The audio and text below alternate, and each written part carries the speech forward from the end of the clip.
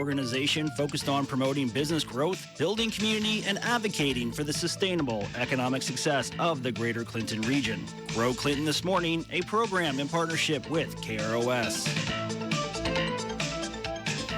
Matt Parbs joining us in studio on today's Grow Clinton program. Of course, Matt, you're in place for what used to be the Convention and Visitors Bureau person, now Director of... Placemaking and Tourism is now the official title in the Grow Clinton kind of organization. So if you remember, in April of 2022, we merged the CRDC, the Regional Development Corps, with the Chamber, and the Chamber had the city contract with the city in the Chamber to create the Convention and Visitors Bureau, and that existed for about 30 or 40 years. And actually, just a couple of councils ago, we updated the contract, so now it's the Grow Clinton and the city contracted to spend the hotel motel tax on the direct or through the Placemaking and Tourism division of Grow Clinton.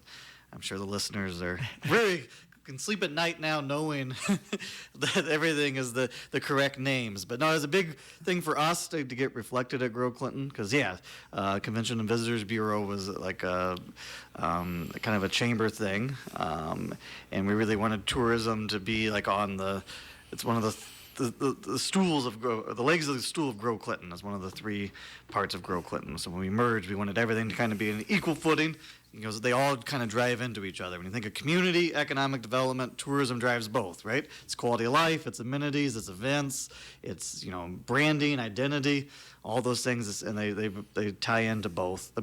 Tourism is it's actually probably our third largest employer. When you take all of the jobs in tourism combined, it's one of the largest economic drivers, but it's also why companies look to move, whether it's traffic counts or if it's a factory, quality of life and all that. So that's why during that merger process, tourism is part of Grow Clinton. And right now that has been vacant for some time. Yeah, since July. Yep. And now you're taking applications. You tell me it's gone pretty well. Yeah, we've been doing interviews and all that. Our goal is sometime in May or, at the very latest, June 1st to have a person hired. I'll be very relieved. It's one of those things, it's like a lot of things in life, we do a lot of trivia events. I know a lot of things in theory, or I know just enough to be dangerous.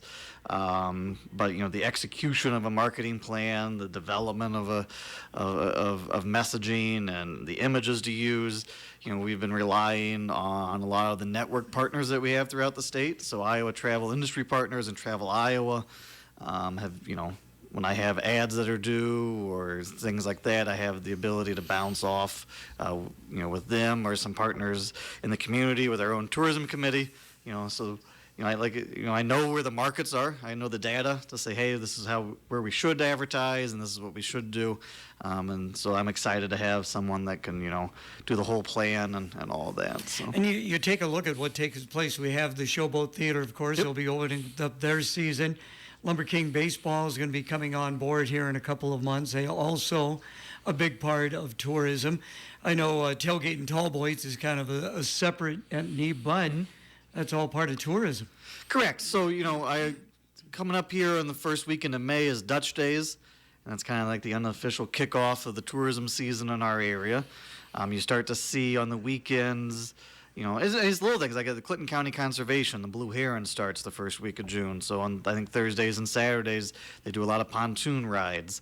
The windmill in Fulton opens up for extended hours. Like you're getting at, all of our seasonal attractions open up. The Curtis Mansion has some more regular hours, St. Boniface. And then, so really, that June, July, August is a very busy time. Lots of events. You have the mayor and Josh in regularly for Tailgate and Tall Boys.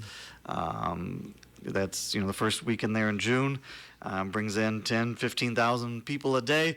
With our cell phone data, we're able to see where they're all coming from, and target even more. So actually this week, pretty much throughout all of the Quad Cities and Cedar Rapids market, there's billboards just sprinkling for Tailgate and Tall Boys, as those are two key markets that come to this concert.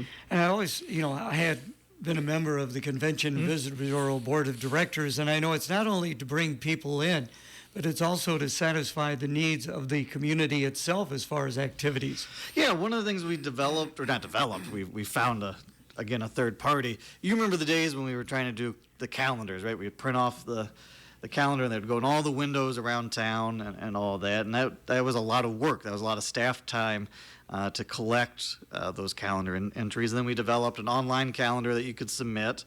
And now there's a little program that we bought that actually kind of scrubs the internet to create a community calendar. And so we've been really pleasantly surprised as an AI tool, right? Artificial intelligence, as it's getting smarter and smarter. We're seeing even more and more events popping up, and that's a big key, right? Is also letting kind of the locals know about what's going on. We've hired Joe Howard from FitPro 360. He's got a drone, and he's doing a year-long kind of video campaign. Gave him about 60 different attractions and events. He was at the consignment crawl. He'll be at Dutch Days. He's got all sorts of different events and, like I said, attractions. He was just at the skate park. And we're creating kind of what the Soul of Clinton, because there's a Soul of Iowa kind of campaign that's going on. And so we wanted to be part of that, and we're just doing it ourselves. And like I said, all year he's doing these little 2-3 minute vlogs, and then we'll make a super cut 3-minute video kind of Clinton. And then for us on the tourism side, we will now have images and movies and stills of our attractions and events with people. It's always kind of a thing, the state of Iowa has kind of really stressed, and it is true, it's part of marketing. When people look at a picture, while our riverfront is beautiful, people like to see themselves there at the riverfront. So you have pictures of, people looking at the river. So it's the same beautiful river shots. It's, he's going to be working with the Lumber Kings. I always joke, in between the third and fourth inning to do the wave or recreate a home run, or maybe even do more. I don't know what the rules are for a drone over a game, but it is those action shots. It's the places filled with people. Because sometimes when you look at some of the best shots of the Lumber Kings, it's just like the courthouse in the sun. Yeah. Again, it's beautiful, but we need to have people. We need to show all that energy and excitement, and really convince people. Hey, when you come to Clinton, it's a full experience. It's lively. There's, like you said, the whole summer the riverfront is packed with people. So we want to show potential visitors that message. How interesting to have him do that with the drone. That'll be crazy. Yeah, he's done quite a few already.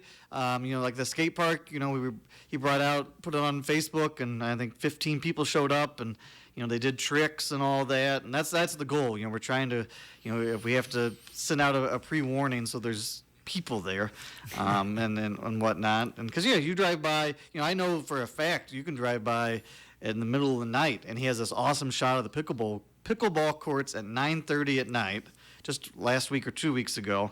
It's an 8-minute video, and it's just full. They're playing pickleball all night. Those are the things that people want to do. They come to town, they want to know, how can I fill a weekend? And so, we're very excited to see that project all year develop. And again, visiting with Matt Parbs of Grow Clinton, as far as your responsibilities, how are things going at your end? Yep, so it's been a crazy couple of weeks. I don't think we've ever received as many project requests as we have in the past month or so. We've got multiple site visits, a virtual one, in person. I think Andy right now is on a Zoom call about railroad counts with all the different potential projects and established projects. You've seen in the paper, Super 8 Logistics, Atlas is continuing to go vertical. We cleaned up Mill Creek on this weekend, and the AdCraft building is, it's got all the beams up. It's ready to start being closed in, and it's just, lots of things are happening in our office. And today at noon's the Historic Preservation Committee meeting.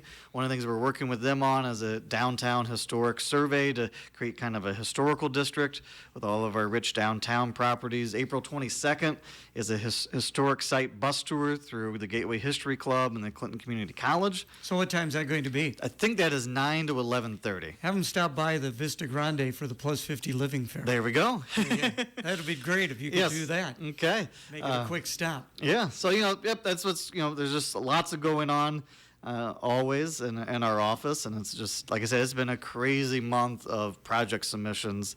We swing for every single one.